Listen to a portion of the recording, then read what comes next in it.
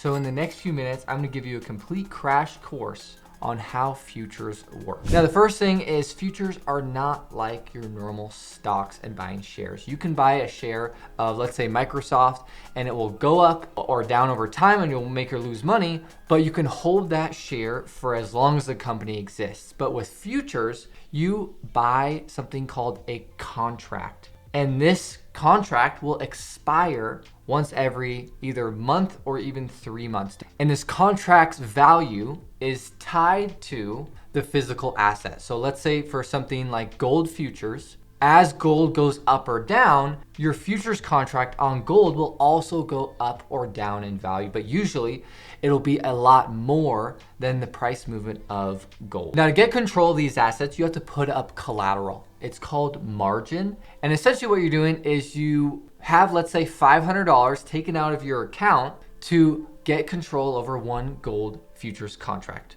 Now, this margin can depend on either what asset you're trading, how volatile the market is, or if it's during normal stock market hours, which is called intraday margin, or overnight margin, which is outside of normal stock market hours. Intraday margin is usually extremely low because the volatility and risk is a lot less, but overnight margin is a lot more, where you lose a lot more of that leverage potential, and it can take up to 10 times the intraday margin to get control over that asset. Now, you also have something called the micro futures, and all they are is they are a micro tiny asset of the larger normal futures contract. So if a gold futures contract takes you $500 worth of margin, the micro gold futures contract takes $50 worth of margin. So you can trade micro futures and risk $20 or $30 in one trade.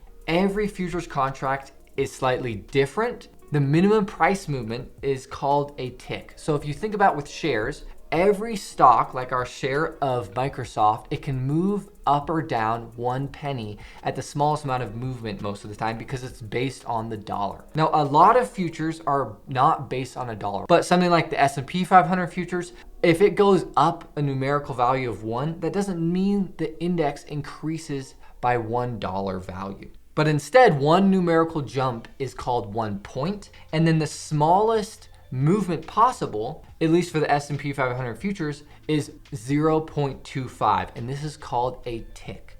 Now, for best trading platform, I highly recommend NinjaTrader. I've used them for over 5-6 years at this point. They're a futures focused trading platform. You can check it out in the link in the description.